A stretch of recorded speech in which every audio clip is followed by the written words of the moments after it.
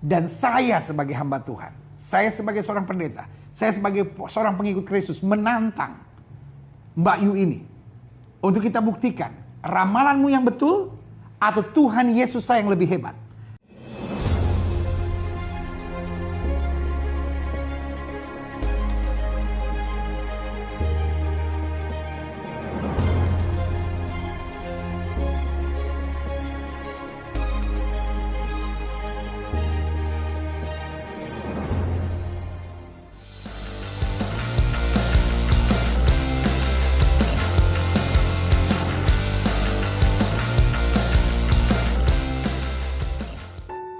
Inilah firasat yang dirasakan Mbak Yu sebelum tutup usia. Mbak Yu ramal kapan dirinya akan meninggal. Paranormal Mbak Yu tutup usia pada hari ini, Kamis 1 Juli 2021. Sebelum berpulang, Mbak Yu bisa ramal kapan mati. Kabar bahwa Mbak Yu telah berpulang disampaikan karyawan Mbak Yu. Diketahui Mbak Yu baru saja dilarikan ke rumah sakit 1 jam lalu. Nyawa paranormal kenamaan itu tak tertolong lagi. Namun untuk penyebabnya, Adi mengaku belum mendapatkan info lanjutan sebab rumah sakit belum menyampaikan pernyataan resmi. Diberitakan sebelumnya, sebelum dikabarkan telah tutup usia, Mbak Yu bisa ramal kapan dirinya sendiri tutup usia. Jadi saya mulai dengan Imamat pasal 11 ayat 26 bagian B. Dikatakan janganlah kamu melakukan telaah atau ramalan. Jadi saudara yang kasih dalam Tuhan, di dalam iman Kristen, ya kan, sekali lagi saya ulangi, di dalam iman Kristen, ramalan, baik ramalan nasib, ramalan tentang hari depan, ramalan-ramalan garis tangan, ramalan-ramalan kehidupan, kata Alkitab itu adalah telaah dan tenung. Dan dalam iman Kristen itu dipercaya sebagai bagian dari kerja kuasa kegelapan.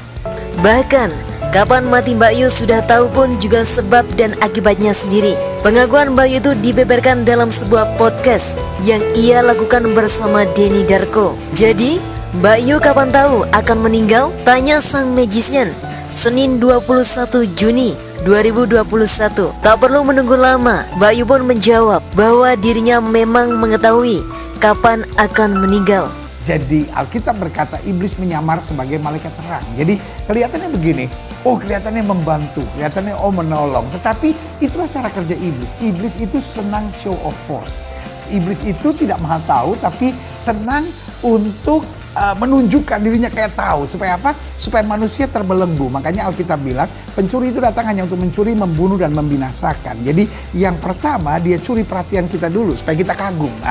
Ya kan? Kok dia tahu ya gitu. Nah, saya mau sudah menyaksikan dulu link YouTube berikut ini dari seorang yang mungkin disebut peramal atau paranormal, whatever, saya nggak terlalu mengenalnya, yaitu Mbak Yu. Dikenalnya sebagai istilah Mbak Yu yang meramalkan bahwa antara akhir Desember sampai Juli akan ada pesawat yang jatuh. Dan jelas dikatakan ada merahnya, ada birunya. Dan kemudian betul pesawat Sriwijaya, dengan segala hormat dan sedih saya dan juga simpati saya dan rasa empati saya mendoakan buat keluarga yang ditinggalkan. Tetapi Mbak Yu ini, ya kan, kemudian meramalkan dan kemudian terjadi. Ini kira-kira ramalannya. Dan ada juga insiden pesawat. Insiden pesawat akan ada lambang warna merahnya dan ada yang biru, cuman insidennya nggak terlalu berat yang biru, tapi yang ada warna merahnya bermasalah dan ada korban jiwa. Itu terjadi di antara pertengahan sebelum bulan Juli. Dari mulai sekarang saya hitung maju, sebelum bulan Juli sudah ada kasus tersebut.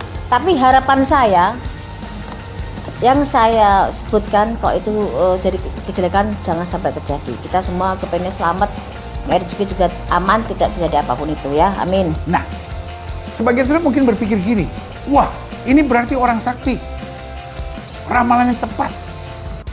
Saya tidak memberi tanggapan apakah beliau orang sakti atau tidak, ya kan? Tetapi izinkan saya menjelaskan dalam pemandangan iman Kristen, kenapa ramalan bisa terjadi. Karena ramalan kemudian menarik energi negatif dari orang-orang. Karena iblis senang dengan kehancuran, kecelakaan, dan kematian. Karena iblis senang meminta darah, gitu ya kan. Dan kutuk darah ini, ya kan, itu yang dibutuhkan oleh iblis. Nah, cara kerjanya dia menyerap energi negatif dari orang untuk mempercayai ini akan terjadi, ini akan terjadi, ini akan terjadi, dan kemudian akan terjadi. Dan setelah itu akan menciptakan hal-hal lain. Nah, kemudian ada juga ramalan yang saya juga nggak tahu apakah ini sebelum atau sesudahnya, yaitu tentang akan adanya penjarahan, kerusuhan, dan juga pergantian kepemimpinan nasional. Ini dia. Konflik dan kejahatan ataupun hal yang menyangkut penjarahan akan ada di 2021. Penjarahan besar, ada politik memanas, dan ada bahasa-bahasa yang mungkin sebenarnya secara politiknya mungkin pergantian presiden. Sudah mulai ada tanda-tandanya, mulai dari daerah, dari mulai ke atas, sudah mulai memanas semuanya. Memang akan ada pergantian, tapi dimulai dengan adanya penjarahan, keributan, hal yang sudah diupayakan pemerintah untuk meredam semuanya memang bisa, tapi tidak bisa maksimal dengan banyaknya pro dan kontra pemerintahan sekarang. Tapi kalau kita ngomong soal pembangunan memang bagus, tapi dari sebagian masyarakat merasa karena mereka tidak bisa hidup selainnya dan mereka tidak bisa menggais rezeki seperti biasanya. Kapan akan meninggal? Iya, saya tahu. Dan meninggalnya di umur karena sakit, jawab Mbak Yu. Tentu saja, mendengar pengakuan belak-belakan tersebut, Denny Darko seketika tampak syok. Ia pun kemudian menanyakan bahwa apakah tidak apa-apa jika pengakuan Mbak Yu itu dimaksudkan dalam podcast dan sang peramal kejawen. Ia pun kemudian menanyakan bahwa apakah tidak apa-apa jika pengakuan Mbak Yu itu dimasukkan ke dalam podcast, dan sang peramal kejawen ternyata mengiyakan. Mbak Yu mengaku berharap mendapatkan umur yang panjang, tetapi mengetahui hal itu, ia hanya ingin diberi keberkahan hidup dan kesempatan untuk berbuat baik. Sosok peramal kondang itu pun mengatakan bahwa jika menceritakan soal kematian, maka ia merasa sedih. Nah, sebagian saudara mungkin berpikir gini, wah, ini berarti orang sakti, ramalannya tepat. Saya tidak memberi tanggapan apakah beliau orang sakti atau tidak, ya kan? Tetapi izinkan saya menjelaskan dalam pemandangan iman Kristen, kenapa ramalan bisa terjadi. Karena ramalan kemudian menarik energi negatif dari orang-orang. Karena iblis senang dengan kehancuran, kecelakaan, dan kematian. Karena iblis senang meminta darah, gitu ya kan? Dan kutuk darah ini, ya kan, itu yang dibutuhkan oleh iblis. Nah, cara kerjanya dia menyerap energi negatif dari orang untuk mempercayai ini akan terjadi, ini akan terjadi, ini akan terjadi, dan kemudian akan terjadi. Dan setelah itu akan menciptakan hal-hal lain. Nah, kemudian ada juga ramalan yang saya juga nggak tahu apakah ini sebelum atau sesudahnya, yaitu tentang akan adanya penjarahan, kerusuhan, dan juga pergantian kepemimpinan nasional. Ini dia. Konflik dan kejahatan ataupun hal yang menyangkut penjarahan akan ada di 2021. Penjarahan besar, ada politik memanas, dan ada bahasa-bahasa yang mungkin sebenarnya secara politiknya mungkin pergantian presiden. Sudah mulai ada tanda-tandanya, mulai dari daerah, dari mulai ke atas, sudah mulai memanas semuanya.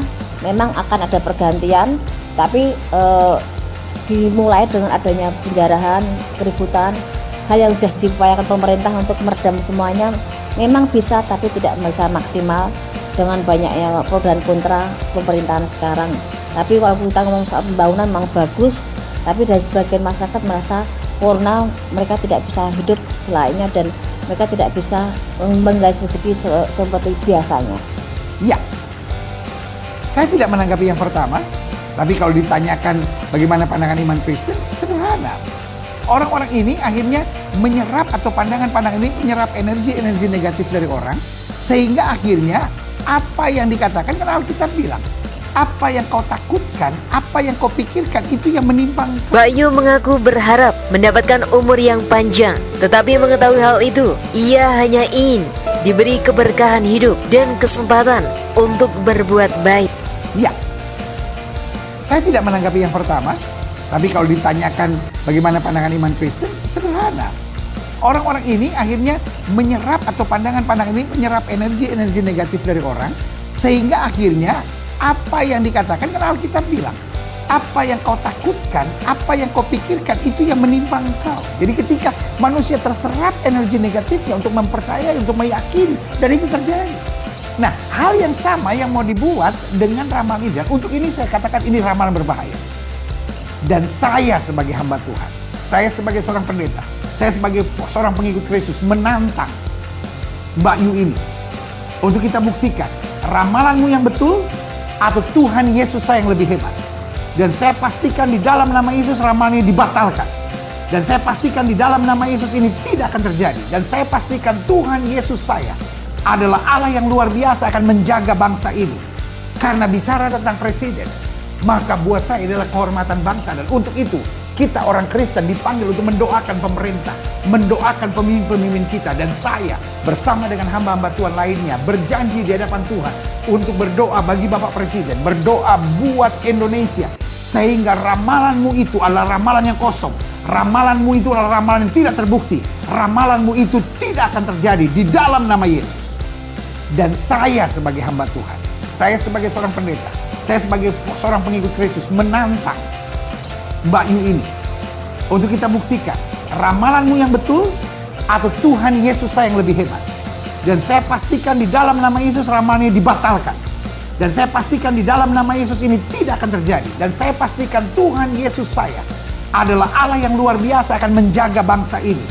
Karena bicara tentang presiden, maka buat saya adalah kehormatan bangsa. Dan untuk itu kita orang Kristen dipanggil untuk mendoakan pemerintah, mendoakan pemimpin-pemimpin kita. Dan saya bersama dengan hamba-hamba Tuhan lainnya berjanji di hadapan Tuhan untuk berdoa bagi Bapak Presiden, berdoa buat Indonesia, sehingga ramalanmu itu adalah ramalan yang kosong, ramalanmu itu adalah ramalan yang tidak terbukti, ramalanmu itu tidak akan terjadi di dalam nama Yesus. Dan sebagai hamba Tuhan, saya akan menantang saudara untuk membuktikan ramalan mana yang betul. Apakah ramalanmu ataukah doa orang-orang benar, doa orang-orang beriman, apapun agama mereka, kita akan berdoa bersama. Dan saya sebagai hamba Tuhan menyatakan bahwa Indonesia tetap akan aman. Bapak Presiden Jokowi tetap akan terlindungi oleh Tuhan. Tidak akan ada kerusuhan-kerusuhan, penjarahan-penjarahan seperti yang kau ucapkan itu. Di dalam nama Yesus dibatalkan. Rancangan-rancangan iblis itu dihancurkan di dalam nama Yesus. Dan kami berjanji, para hamba-hamba Tuhan, untuk mendoakan negara ini. Karena itulah janji firman Tuhan. Karena di dalam iman Kristen, ramalan adalah sesuatu yang bohong. Ramalan adalah sesuatu yang dipakai oleh setan. Ramalan sesuatu yang cara kerja iblis untuk mendatangkan kekacauan. Itu sebabnya saya sangat minta maaf. Saya tidak membenci siapapun, termasuk Mbak Yu. Saya mendoakan Mbak Yu untuk kembali ke jalan yang lurus. Untuk tidak lagi menyampaikan ramalan-ramalan yang kemudian hanya menciptakan hal-hal yang sifatnya negatif. Kita orang-orang beragama, kita orang-orang beriman, duduk dan berdoa, itu yang lebih penting. Duduk dan beribadah, itu lebih penting daripada menyampaikan ramalan-ramalan. Tujuannya apa? Untuk menunjukkan kau hebat? Untuk menunjukkan sesuatu kau tahu terjadi sebelumnya? Padahal ujung-ujungnya hanya maut, kematian, kerusakan, kehancuran, dan kekacauan. Ya kan, ujung-ujungnya diramalkan, oh artis-artis akan bercerai, ujung-ujungnya akan ada kerusuhan, oh akan ada kekacauan. Itu sebabnya kami hamba-hamba Tuhan berjanji di hadapan Tuhan untuk berdoa. Karena kita diingatkan oleh Alkitab bahwa kita harus berdoa untuk pemerintah. Kita harus berdoa, menaikkan syafaat untuk pemimpin-pemimpin. Dan pada saat ini, sebagai seorang hamba Tuhan, mengajak kawan-kawan hamba-hamba Tuhan, mengajak kawan-kawan yang beriman dan percaya kepada Allah yang hidup, sesuai dengan pengakuan kita sebagai bangsa yang Pancasila, bahwa kita percaya pada ketuhanan yang Maha Esa. Karena itu kita berjuang bersama untuk berdoa buat bangsa ini. Kita tidak percaya pada ramalan-ramalan. Bahkan kita tolak, kita patahkan, kita hancurkan setiap rencana-rencana ramalan-ramalan palsu tersebut. Ya kan? Dan kita berdoa bersama supaya Indonesia tetap jaya, Indonesia tetap terlindungi, Indonesia tetap